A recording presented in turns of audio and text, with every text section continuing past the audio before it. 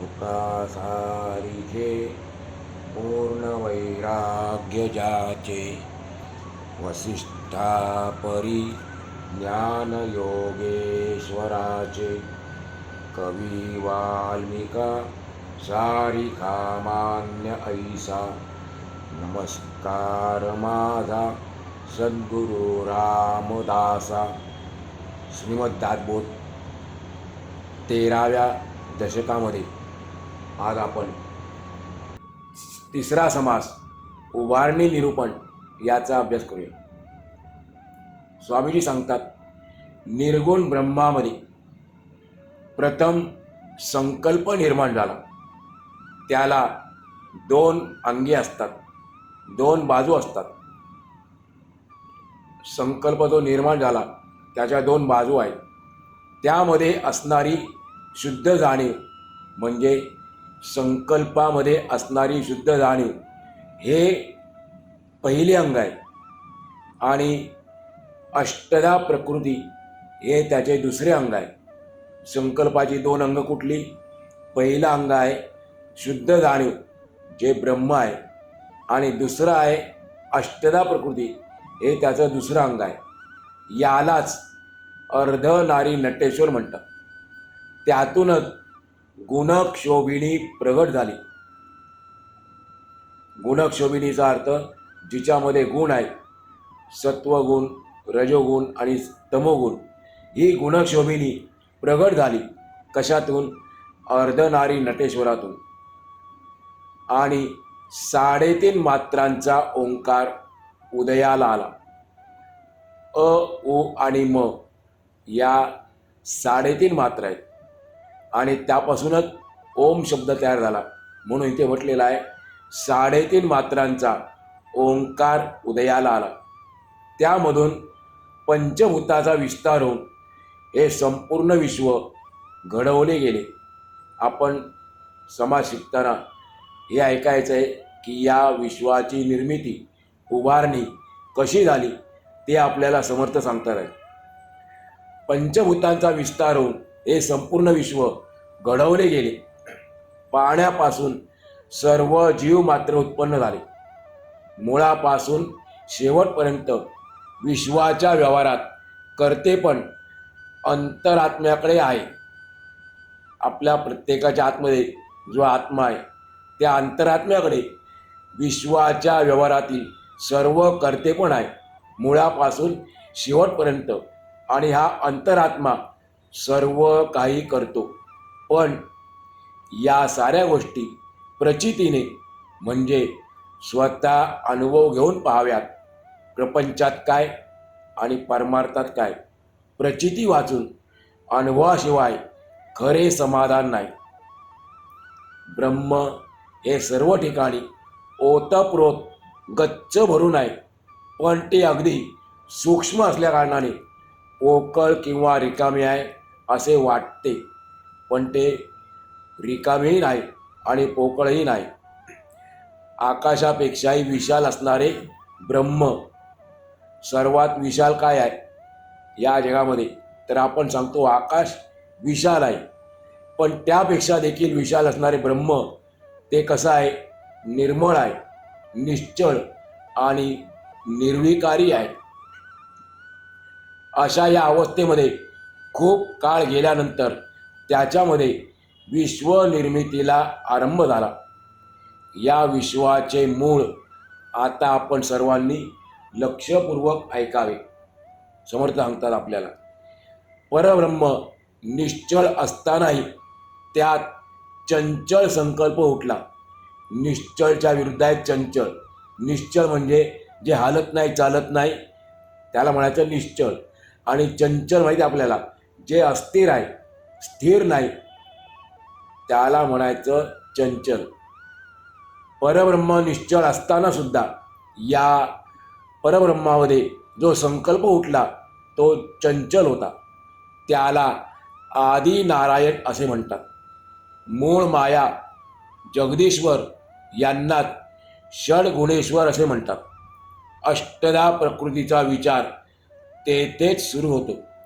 त्याच्या अलीकडे गुणक्षोभिणी असते, कारण सत्व, रज आणि तम हे 3 गुण ते जन्माला येतात, म्हणून त्याला म्हणायचं गुणक्षोभिनी.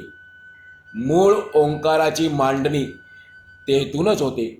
आपण आत्ता पाहिलं ओंकार म्हणजे काय. अ, उ आणि म याला म्हटलेला आहे 3.5 मात्रांचा ओंकार.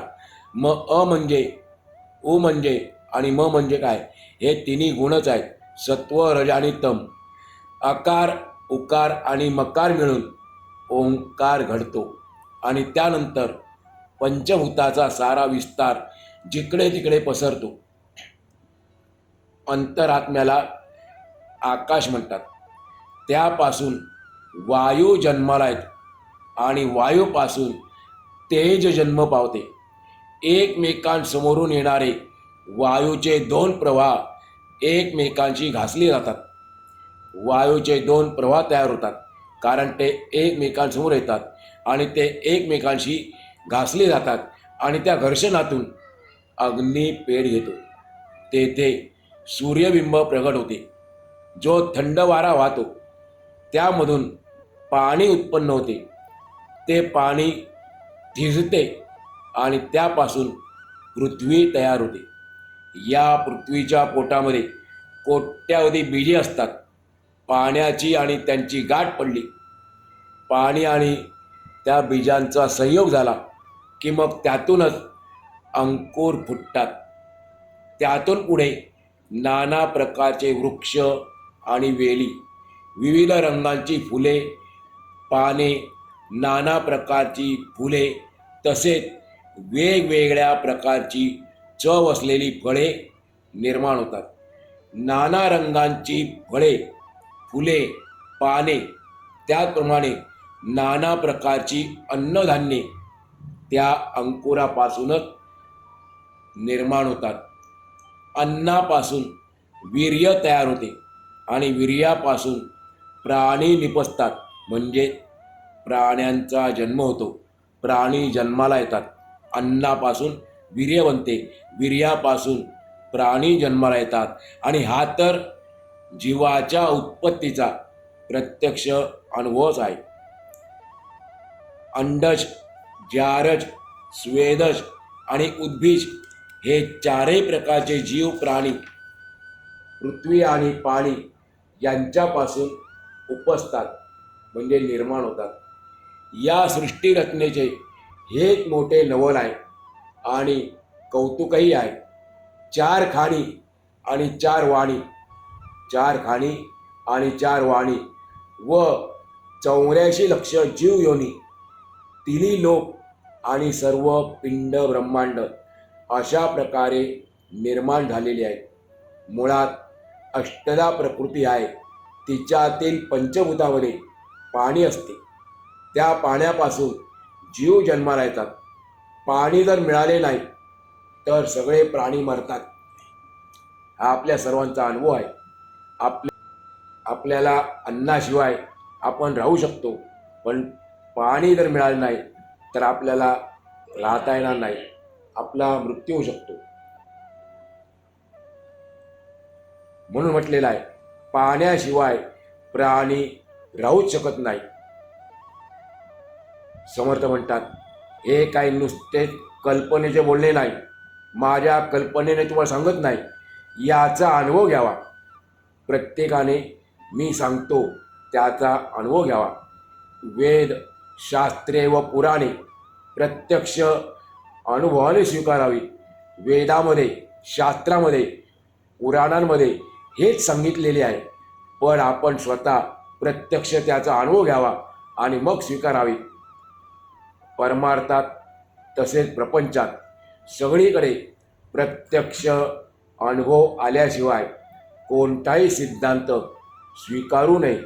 जे मत किंवा जो सिद्धांत आपल्या अनुभवाला येत नाही, प्रत्यक्ष अनुभवाच्या परीक्षेला उतरत नाही, कोणताही सिद्धांत किंवा कोणतेही मत, तोपर्यंत आपण अंदाजाने, अनुमानाने जीवनामध्ये आणि व्यवहारामध्ये माणसाला जर निर्णय घ्यायचा असेल तर प्रत्यक्ष अनुभवाशिवाय दुसरे साधन नाही. व्यवहार प्रपंचाचा असो की मग परमार्थाचा असो, दोन्हीकडे प्रचिती म्हणजे स्वानुभव पाहिजे. दुसऱ्याला अनुभव आला एखाद्या गोष्टीचा म्हणजे तोच अनुभव आपल्यालाही येईल असं नाही, म्हणून प्रचिती घ्यायची. प्रचितीचा अर्थ काय? स्वानुभव, स्वतःला आलेला अनुभव. जे लोक अनुभव न घेता केवळ कल्पनेने चालतात, कल्पनेच्या आधारे जीवन जगतात, ते लोक विवेकहीन जीवन जगतात. समर्थ सांगतात, अशा रीतीने विश्वरचना, विश्वाची उभारणी कशी होते याचे थोडक्यात वर्णन केले. आता यानंतर या विश्वाच्या विस्ताराचा संहार, विनाश कसा होतो ते ऐका. अगदी आरंभापासून शेवटपर्यंत सगळे काही आत्मा रामत घडवून आणतो आणि त्याला दुसरं नाव दिलेलं आहे अंतरात्मा. तो जसे घडवून आणतो तसा तो सगळ्यांचा उलगडाही करतो. यानंतर पुढच्या समाजात विश्वाचा संहार कसा होतो ते सांगितले आहे. ते आपण सर्वांनी एकाग्र चित्ताने ऐकावे. अशा प्रकारे श्री दासबोधाच्या गुरु शिष्य संवादातील 13व्या दशकातील उभारणी निरूपण नावाचा 3रा समाज पूर्ण झाला.